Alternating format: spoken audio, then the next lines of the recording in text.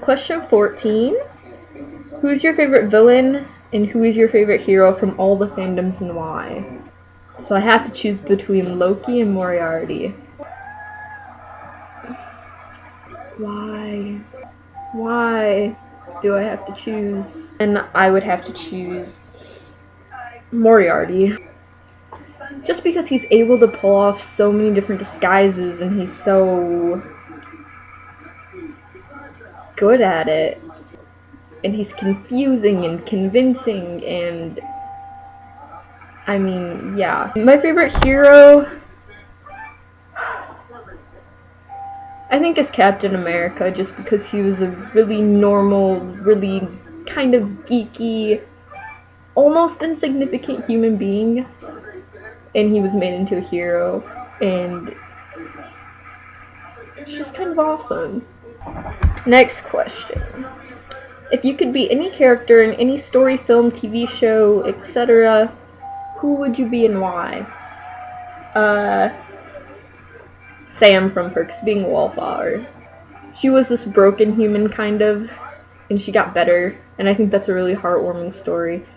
And she's just so compassionate and sweet and wonderful, and she's played by Emma Watson, but Emma Watson just brought her to life.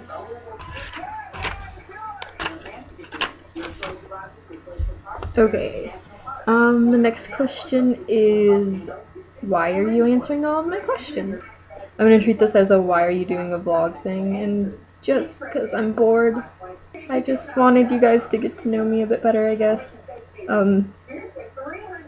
My followers are the only friends I have, so this is fun. I hope you guys think it's a little bit fun. So I have a sleep, marry, kill between Sherlock, Moriarty, and Watson. I've got this one figured out. I would kill Moriarty because as brilliant as Andrew Scott is, Moriarty is the reason that Sherlock took his fall, and he's the reason why John Watson is currently living alone in pain. I would marry John Watson because he seems like he tries, and he's really adorable, and Martin's a hedgehog, so why not? And then I would definitely sleep with Sherlock if he looks like Benedict Cumberbatch. Okay, I have another sleep, marry, kill between Emma Watson, Jennifer Lawrence, and Selena Gomez. My boyfriend sent me this question. He did it to torture me. I would have to kill Jennifer Lawrence just because I've been a fan of her the least amount of time, even though she's really wonderful, and I was so happy when she won her People's Choice Award last night. Probably sleep with Selena Gomez and marry Emma Watson. The next question is, why is your blog so wonderful? Which I just take as a really big compliment because I don't at all think that I run a high quality blog, although every day I brag about the number of followers I have to my family just because blogging is my life and I'm really, really excited, and every time someone hits the follow button and I get that little so-and-so is following you across my dashboard, I just get really, really happy and geeked out, and I probably will never stop being happy and geeked out about it. I don't know, I don't even add any, I can't GIF, I can't write, I can't draw. I just reblog the things that other wonderful people have made, and I just reblog the things that I'm passionate about and that I care about and that I assume you guys care about too because you did hit the follow button, and it makes me happy. It takes up time. I spend so much time on Tumblr. The next question is, what is the most important goal you have? I think it's just to be happy in the long run, in the long term of things. I just really want to be happy. I want to be writing books someplace where I love living, and I want to have a family, and I want to be married to someone who I love a lot and who loves me back, and I want to have children who are wonderful and raised well, and I want, did I mention to write books? I want to change people's lives, I guess. I just want people to not feel so alone. My next question is, if you could choose to do any one thing in your life, what would you do and why? And that would be write books. Where do you see your life in 20 years? In 20 years I'll be 38. I haven't even lived 20 years, and to imagine living 20 years more. in 20 years, I definitely want to have published a novel, maybe two. I want to be settled down. I don't want to be unsure anymore. I'm 18 right now and I'm unsure about everything and I'm in so much debt, and I hope in 20 years I'm in a little bit less debt. Oh, where do you see yourself in 10 years? In 10 years I'll be 28, so hopefully writing, I'll hopefully have a job, maybe a small child. 28 is when I want to have my first kid, so I want to be married, or committed, or settled down, or, where do I see myself in 5 years?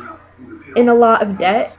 I will have just graduated from university, and at the rate I'm going now, I should be about $80,000 in debt, maybe a little bit less.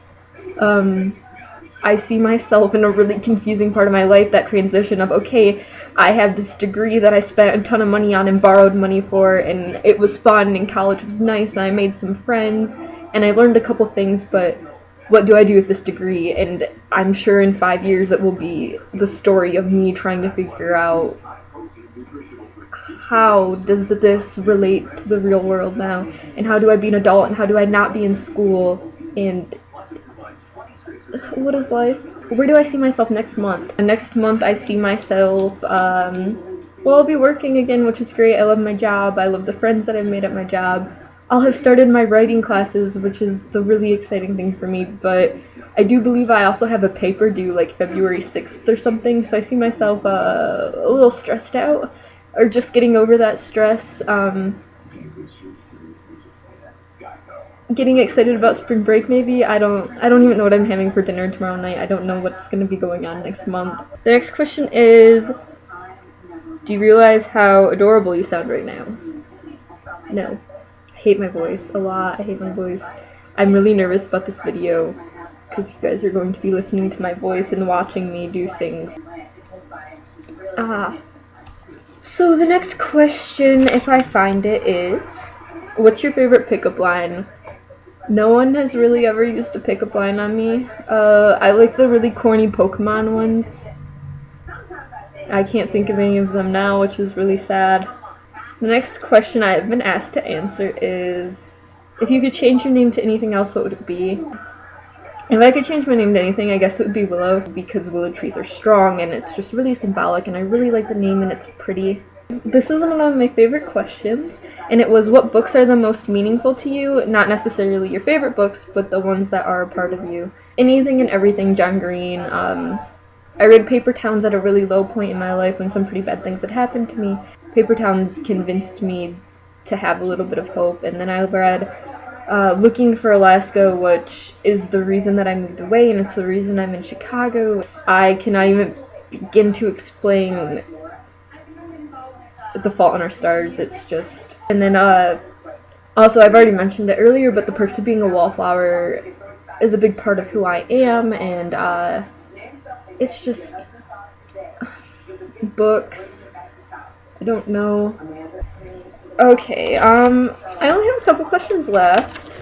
The next one is, what is your favorite quote? Stephen King said it, and it's, we stopped looking for the monsters under our bed when we realized they were living inside of us. And it's about how these fears and things we have, we make them up inside of us, and all of the evil in the world comes from humanity, and that's a really big thing to think about. What 5 songs or albums or musicians have had the biggest impact on your life?